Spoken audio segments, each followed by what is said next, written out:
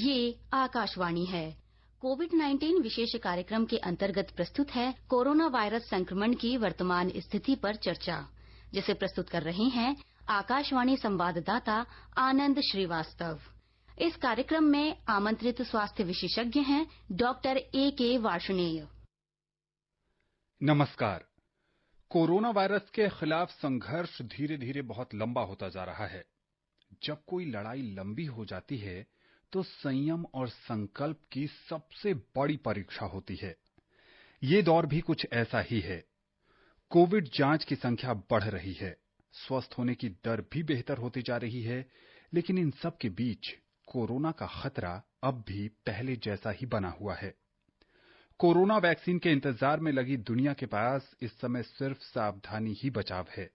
संयम और संकल्प का दामन मत छोड़िए। कोरोना को मात देने में ये बेहद कारगर हैं। आप सतर्क रहें, जागरूक रहें, इसलिए आकाशवाणी पर हम लेकर आते हैं ये खास कार्यक्रम। आज के इस कार्यक्रम में हमारे साथ हैं वरिष्ठ स्वास्थ्य विशेषज्ञ doctor A.K. Varshney. Doctor Varshney, कार्यक्रम में स्वागत है आपका। जी, धन्यवाद।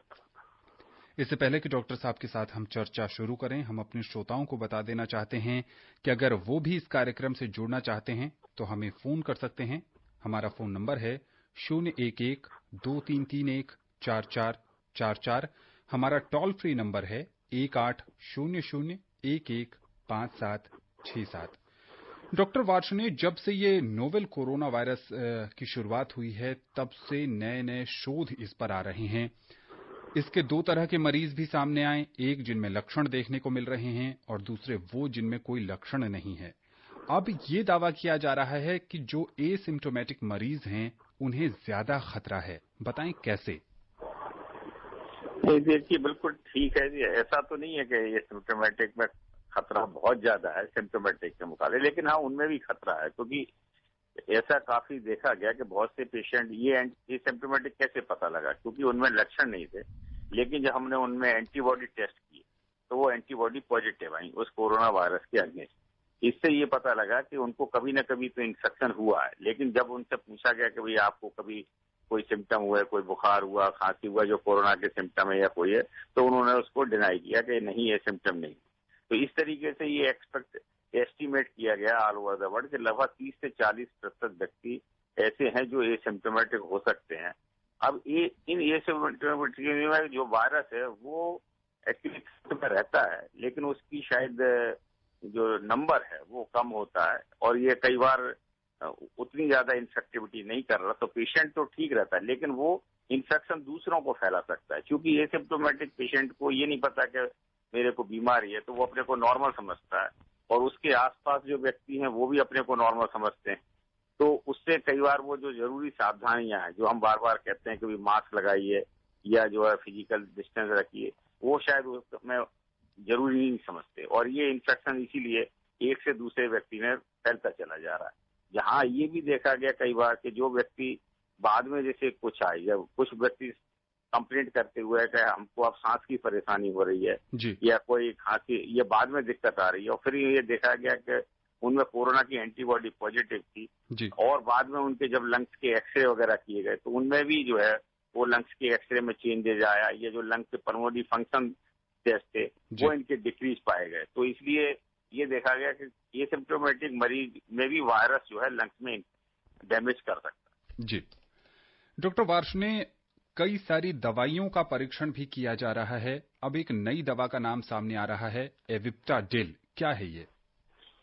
बिल्कुल, ये आपने कहा, ये एक्चुअली हमारे बॉडी में वासो इंटेस्टाइनल पेप्टाइड्स होते हैं जो ऑलरेडी हमारे शरीर में हर काफी ऑर्गन में होते हैं और ये लंग्स में बहुत ज्यादा होते हैं और ये इन्फ्लामेशन, एक तरीके से जिसको आप सूजन कहते हैं, उसको रोकने में नॉर्मली काम आते हैं। और चूंकि कोरोना बीमारी का मुख्य लक्षण ही लंग्स में सूजन है और उसका कारण है साइटोकाइन स्टॉर्म। एक तरीके से बॉडी ओवर रिएक्ट कर जाती है, तो ये वासो इंटेस्टाइन उसको रोकने में मदद करते हैं। और ये अभी पहली बार, हालांकि बीआईपी तो बहुत पुराना है, पहले इस पर बहुत स्टडी हुई है, पर अभी हाउस्टन मेथोडिस्ट हॉस्पिटल अमेरिका में उन्होंने जो है इसकी दवा का कुछ मरीजों में इस्तेमाल किया गया जो कि सीरियस मरीज थे और उन्होंने उसका काफी फायदा देखा है उन कुछ मरीजों में, और इसका जो दवा का ट्रेड नेम उन्होंने RLF-100 दिया है। परंतु अभी ये प्रीलिमिनरी स्टडी है और अभी ये और जगह से देखिए केवल एक ही अस्पताल ने इस्तेमाल किया, उनकी स्टडी आई है। तो अभी ये देखना पड़ेगा कि प्लेसिबो कंट्रोल्ड हमारे यहाँ स्टडी होती है कि भाई कुछ लोगों में हमने दवा दी और कुछों में उससे ही मिलते जुलते इंजेक्शन दिए जिसमें दवा नहीं। फिर हम देखते हैं कि भाई बाकी दोनों की में असर आया या नहीं आया, तो वो देखते हैं। दूसरे जो अभी दवा दी गई है वो इंजेक्टेबल फॉर्म में दी गई है। इसके अलावा जो है इसका इनहेलेशन फॉर्म में भी एक फॉर्मुलेशन की अप्रूवल दिया है FDA ने, इमरजेंसी अप्रूवल, और वो 1 सितंबर से उसको भी कुछ मरीजों में ट्राई करने की कोशिश कर रहे हैं। तो अभी जो प्रीलिमिनरी स्टडी से उन्होंने पाया कि भाई जो बासो इंटेस्टाइनल पेप्टाइड की जो फॉर्मुलेशन है एफिप्टाडिल या RLF-100, ये कुछ काफी इसका तेजी से असर दिखाया और ये वहां पे जो कोरोना वायरस के इन्फ्लामेशन को रोकती है लंग्स में। तो लेट अस सी कि ये आगे जाके अगर बहुत प्रभावी होती है तो इसका इस्तेमाल हो सकता है। जी बिल्कुल, जो नई नई चीजें प्रयोग के तौर पर की जा रही हैं, संभावना यही है कि आने वाले दिनों में उनमें से ही रोशनी की किरण दिख सकती है। डॉक्टर वार्ष्णेय, एक शोध के नतीजे ये भी कह रहे हैं कि खुले स्थान की तुलना में जो बंद स्थान है वहां पर कोरोना का खतरा ज्यादा है। हाँ बिल्कुल, ये तो देखिए बिल्कुल ही जो आपने कहा वो ठीक बात है, क्योंकि जब भी वायरस या कोई भी चीज होगी, देखिए जब खुले एरिया में होगी तो वो बहुत तेजी से जो है वायरस इधर से उधर हवा में स्प्रेड हो जाएगा या नीचे गिर जाएगा। और ड्राई एरिया होगा तो वो वहां पे वायरस थोड़ी देर रहता है, उसके बाद उसकी डेथ हो जाती है। लेकिन अगर वो बंद एरिया है, क्लोज एरिया है, जहाँ वेंटिलेशन नहीं हो रहा, तो वायरस उसी एरिया में लगातार सर्कुलेट करता रहता है। खासतौर से अगर मान लीजिए सेंट्रल एयर कंडीशनिंग है और उसमें चूंकि उसको माहौल ऐसा मिल जाता है, वायरस लंबे समय तक वहां पर रह सकता है जिंदा और वो सर्कुलेट कर सकता है। और उस एरिया में चूंकि वेंटिलेशन नहीं है, तो अगर जो ज्यादा लोग हैं और मान लीजिए कोई एसिम्प्टोमेटिक पेशेंट है, वो वायरस शेडिंग कर रहा है, वो वायरस उस एरिया में है, तो जिन लोगों ने भी अपने गार्ड डाउन किए हैं, मास्क हटा दिए या सोशल डिस्टेंसिंग नहीं रखी, तो वो वायरस उनको भी पकड़ सकता है। तो ये बिल्कुल निश्चित है कि जब भी हम लोग कहते हैं, इसीलिए कहते हैं कि भाई क्लोज डोर में सिर्फ फैमिली मेंबर हैं वही रहें, बाकी लोग अगर पॉसिबल है, जैसे अगर आपको कोई मीटिंग भी करनी है तो जहां तक पॉसिबल है वेंटिलेटेड रूम हो या खुले एरिया में, अगर आप कोई जैसे सार्वजनिक पार्क हैं या खुले मैदान है या खुले में आप मीटिंग करते हैं, तो वायरस का खतरा बहुत कम हो जाता है। डॉक्टर, यहाँ एक सवाल ये है कि बहुत सारे जो कार्यालय हैं, उनके जो कमरे हैं, उनके दरवाजे सिर्फ अंदर आने और बाहर जाने के लिए ही खुलते हैं।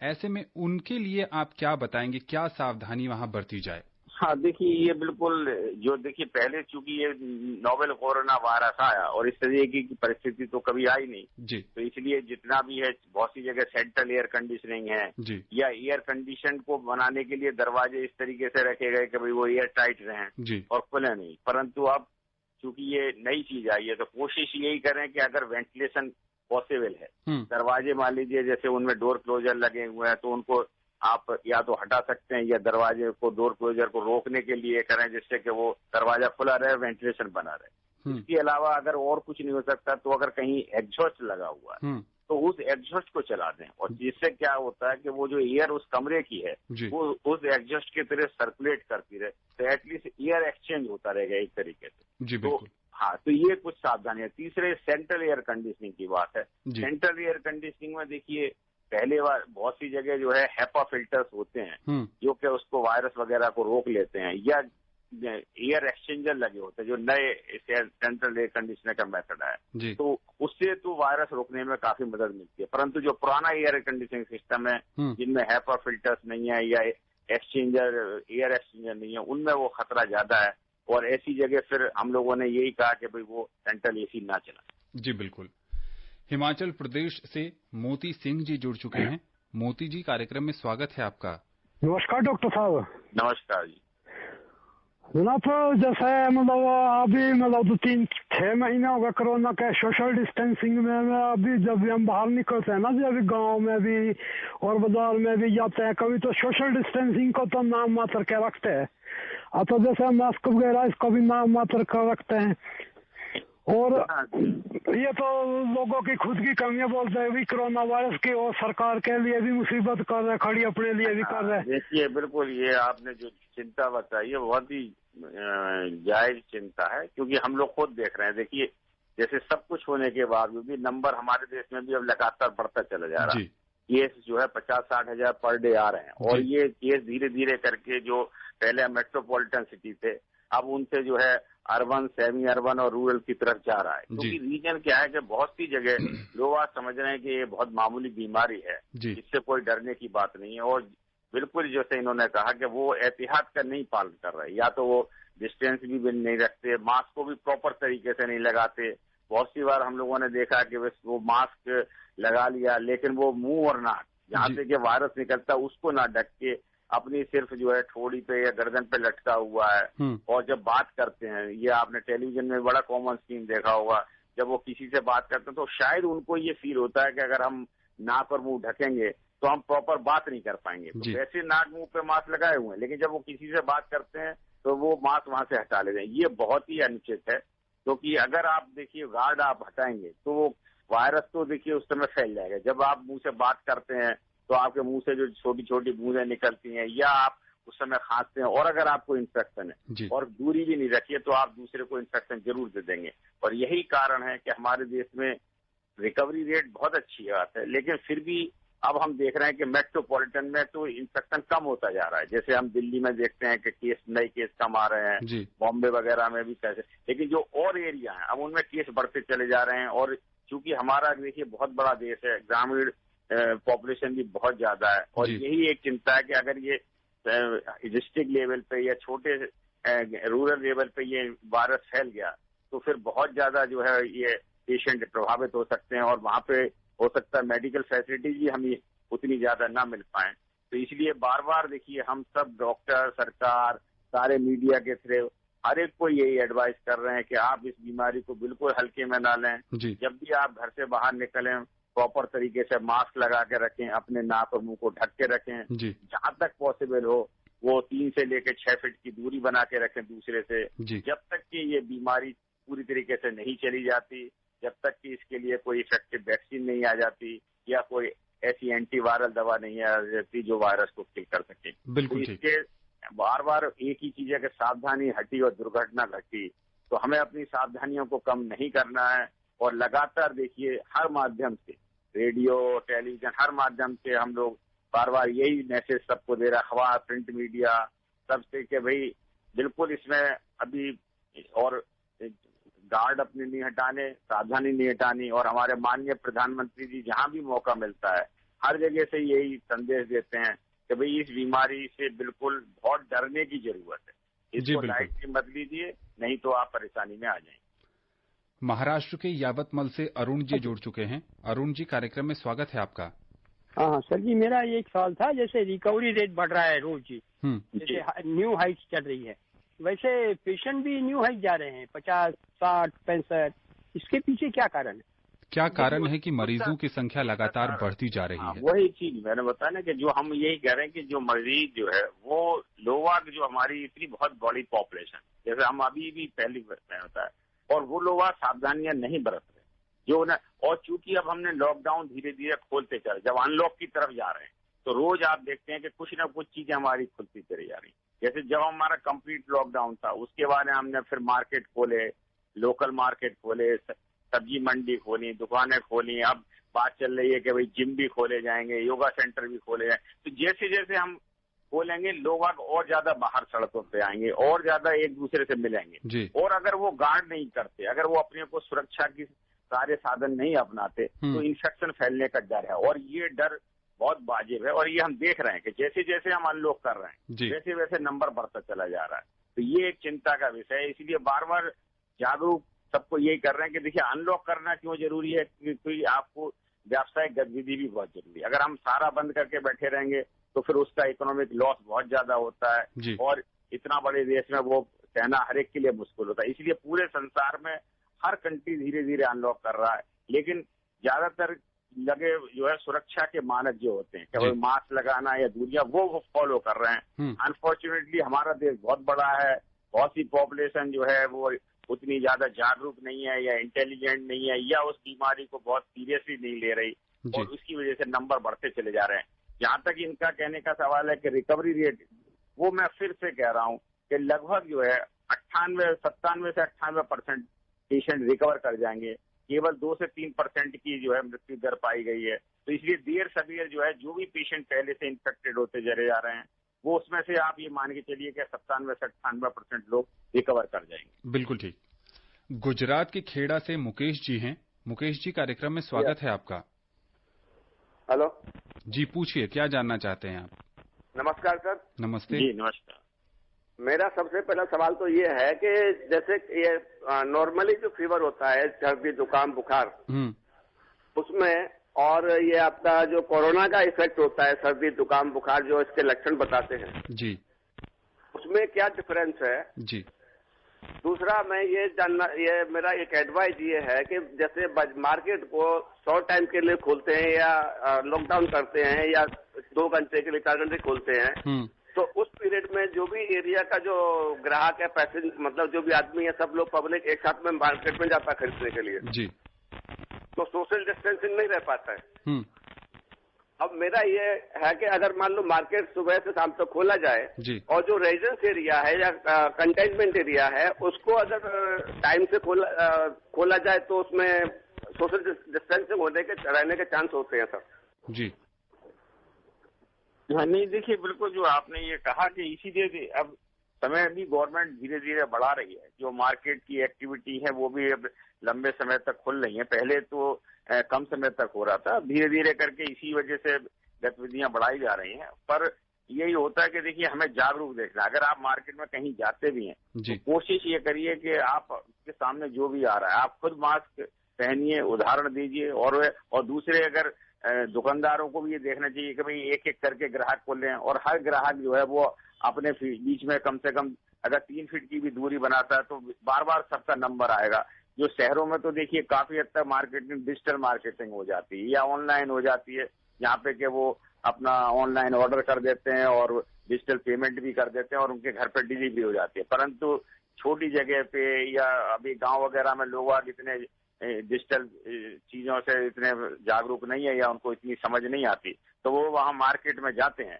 परंतु ये आवश्यक है कि उनको समझना चाहिए कि भाई अगर हम ये सावधानियां नहीं रखेंगे तो इन्फेक्शन हमें हो सकता है।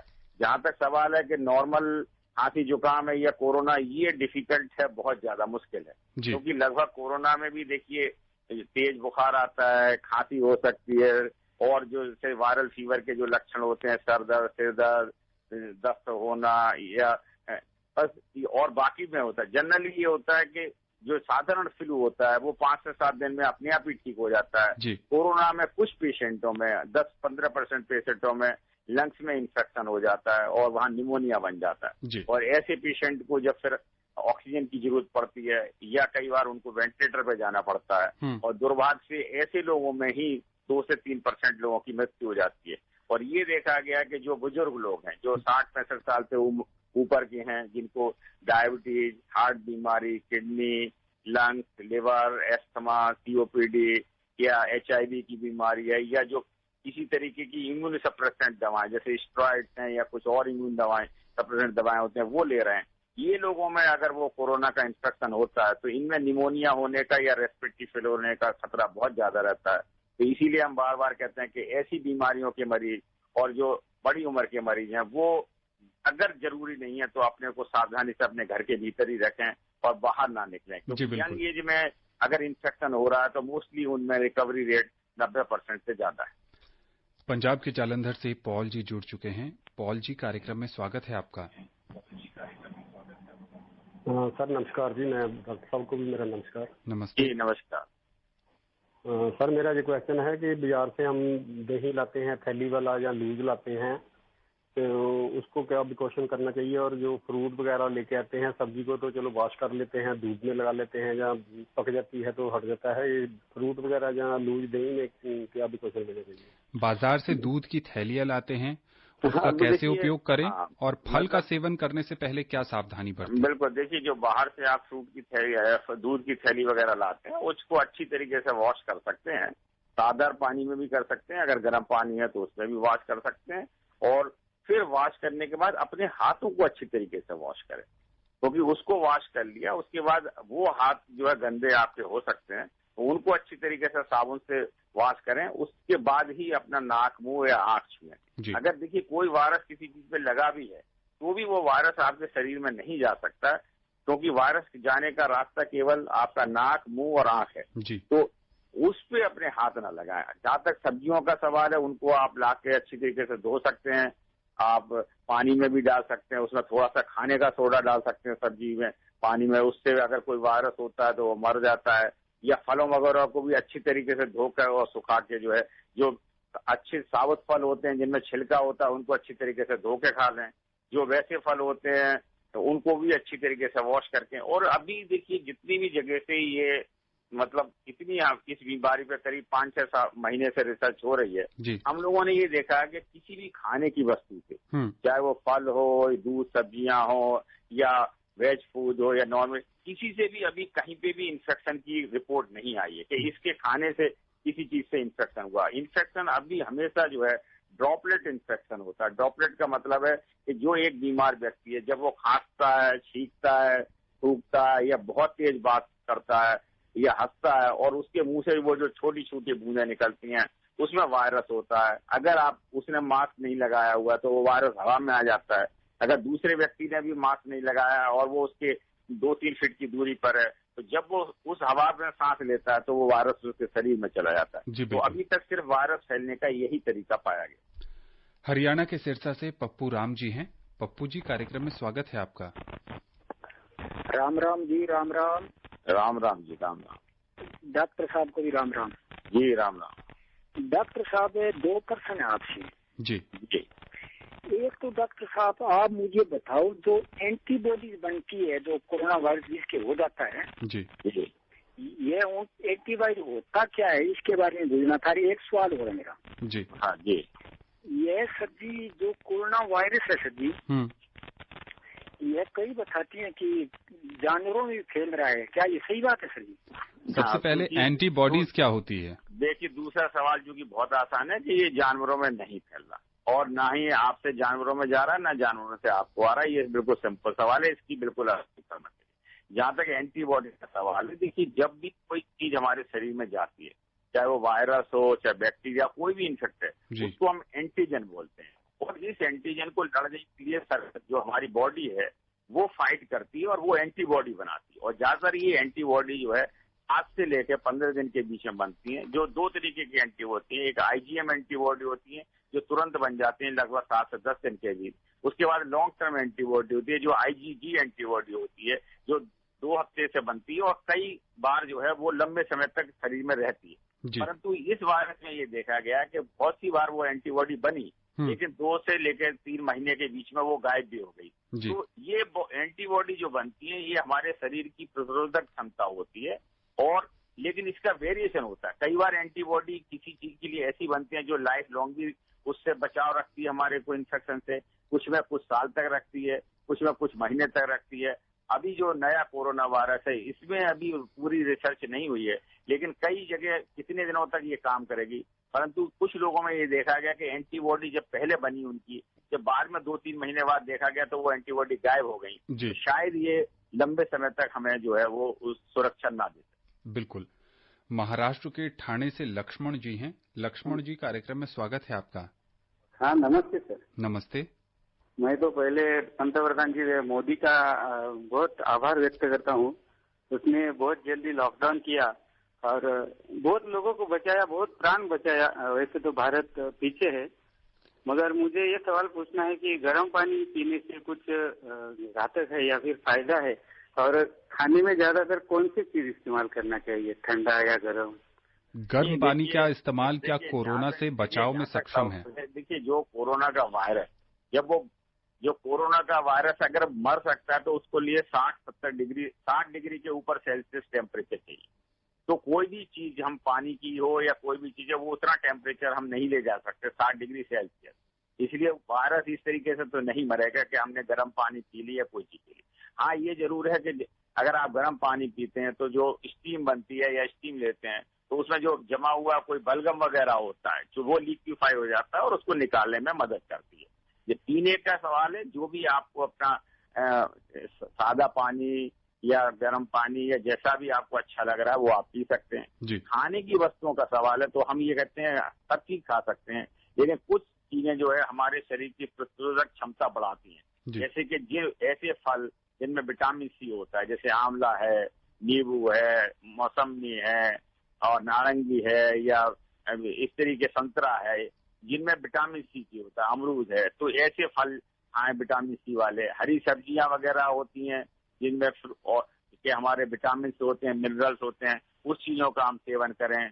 कुछ सूखे हुए मेवे है जो हमारे शरीर की प्रतिरोधक क्षमता बनाते हैं। इसके अलावा प्रोटीन वाली चीजें जैसे दूध है, दही है, अगर आप मांसाहारी हैं तो अंडा, मीट, मछली भी खा सकते हैं, वो अच्छी तरीके से पके हुए होने चाहिए। ये प्रोटीन की चीजें भी जो है, सोयाबीन है, दालें हैं, ये सब हमारे शरीर की प्रतिरोधक क्षमता बढ़ाते हैं, तो उससे हमारी इम्यूनिटी बढ़ाती है। कुछ चीजें जो हमारे आयुर्वेदिक में शुरू से चली आ रही हैं कि भाई अदरक है, तुलसी है या ऐसी बहुत सी चीजें हैं जो जड़ी बूटियां हैं जो हमारे शरीर की प्रतिरोधक क्षमता बढ़ाती हैं, उनका इस्तेमाल कर सकते हैं। और हल्की रेगुलर एक्सरसाइज करने से हमारे शरीर की प्रतिरोधक, तो जो भी आपको एक्सरसाइज, ब्रिस्क वॉकिंग, या घर में अगर आप बाहर नहीं जा सकते, आपको डर लग रहा है ऐसे लोगों को, तो घर में भी आप हल्की एक्सरसाइज कर सकते हैं, पीटी कर सकते हैं, घर में हल्का हल्का अपने एक जगह खड़े हुए एक्सरसाइज कर सकते हैं, या घर में अगर आपके पास कोई साइकिल या ट्रेडमिल उस तरीके की सुविधा है तो वो एक्सरसाइज कर सकते हैं। दूसरे जो जिन चीजों से बचना है वो है कि बिल्कुल शराब का सेवन नहीं करना और किसी तरीके की स्मोकिंग, बीड़ी सिगरेट, शराब, बीड़ी सिगरेट नहीं पीनी, क्योंकि इससे हमारे फेफड़ों को नुकसान पहुंचता है और वायरस का खतरा बढ़ जाता है। बिल्कुल। गाजियाबाद से यामीन जी हैं, कार्यक्रम में स्वागत है आपका। नमस्कार जी। नमस्ते जी, मैं यामीन भाई रेडियो वाला सिरोड़ी से बोल रहा हूँ जी, गाजियाबाद के पास से। जी पूछिए, क्या जानना चाहते हैं आप? सर डॉक्टर साहब को नमस्कार, मैं ये पूछना चाह रहा था जी, संक्रमित व्यक्ति ठीक होकर घर आ गया, क्या वो दोबारा भी संक्रमित हो सकता है? तो मेरा ये प्रश्न है जी। नहीं, अभी तो देखिए, अगर आप एक बार ठीक होकर घर पे आ गए तो आप नॉर्मल हैं, और अभी ऐसी कोई रिपोर्टें नहीं आई कि जो लोग ठीक हो गए उनको दोबारा संक्रमण हुआ है, ऐसी कोई रिपोर्ट कहीं से नहीं आई है। हाँ, ये जरूर है कि जो वायरस के पार्टिकल होते हैं, जो बहुत छोटे पार्टिकल होते हैं, विरियोन्स बोलते हैं उनको, कई बार हम लोगों ने ये देखा कि वो लंबे समय तक शायद करते रहते हैं, लेकिन उससे खतरा नहीं होता और उसका ये मतलब भी नहीं होता कि आपको दोबारा इन्फेक्शन हो गया। तो अभी तक ये रिपोर्टें नहीं आई। कि ये बात जरूर है कि देखिए, एक बार एंटीबॉडी जैसे आपके शरीर से खत्म हो जाती है, जैसे मैंने पहले भी कहा, 3 महीने में अगर आपके शरीर में जो एक बार एंटीबॉडी बनी वो खत्म हो गई, तो उसके बाद अगर वो फिर से एक्सपोज होते हैं तो शायद मतलब जो है वो दोबारा उनको इन्फेक्शन हो सकता है, परंतु इस तरीके की रिपोर्टें अभी कहीं से आई नहीं। जी बिल्कुल। डॉक्टर वार्ष्णेय, कार्यक्रम में समय बहुत कम है, 1-2 लाइन में क्या संदेश देना चाहेंगे आप हमारे श्रोताओं को? मैं देखिए, बिल्कुल ही बार बार मैं अपने कार्यक्रम में एक ही संदेश देता हूँ कि ये बीमारी को लाइट में ना लें। जो हालांकि बीमारी हल्की है, 98% मरीज ठीक हो जाते हैं, लेकिन फिर भी हमें ये एहतियात रखना है कि हमें बीमार नहीं होना है और दूसरों को भी बीमार नहीं करना, और सिर्फ 3 चीजें करने से बात बन जाएगी। जब भी बाहर निकले, मास्क लगा के हर व्यक्ति निकले, सामाजिक दूरी जहां तक पॉसिबल है वो 3 से 6 फीट की दूरी तक बना के रखें, और कभी भी गंदे हाथ अपने नाक, मुंह और आंख पे ना लगाएं। जब भी लगाने के लिए होता है अच्छी तरीके से हाथों को वॉश करें। अगर वॉश करने की सुविधा नहीं उपलब्ध है, साबुन या पानी नहीं है, तो कोई भी अच्छा सैनिटाइजर जिसमें 60-70% एल्कोहल है वो अपने पास रखें और वो अपने हाथों को अच्छी तरीके से सैनिटाइज करें। बिल्कुल, क्योंकि रूट हमारा जो है वो आंख, मुंह और नाक, ये 3 है जिससे इन सावधानियों को बरतकर हम कोरोना वायरस से बहुत हद तक बच सकते हैं। डॉक्टर वार्ष्णेय, आकाशवाणी के साथ जुड़ने के लिए और विशेषज्ञ राय साझा करने के लिए आपका बहुत बहुत शुक्रिया। जी धन्यवाद। तो आप स्वस्थ रहें, खुशहाल रहें, सतर्क रहें। नमस्कार। कोविड-19 विशेष कार्यक्रम के अंतर्गत अभी आप सुन रहे थे कोरोना वायरस संक्रमण की वर्तमान स्थिति पर चर्चा, जिसे प्रस्तुत कर रहे थे आकाशवाणी संवाददाता आनंद श्रीवास्तव। इस कार्यक्रम में आमंत्रित स्वास्थ्य विशेषज्ञ थे डॉक्टर A.K. वार्ष्णेय। ये कार्यक्रम आकाशवाणी के समाचार सेवा प्रभाग द्वारा प्रस्तुत किया गया है। इसे आप हमारे mobile app news on AIR पर भी सुन सकते हैं। इस कार्यक्रम के संबंध में अपनी प्रतिक्रिया आप हमें ईमेल कर सकते हैं। पता है airnsgtalks@gmail.com। ये कार्यक्रम फिर से सुनने के लिए लॉग ऑन करें हमारी वेबसाइट newsonair.com।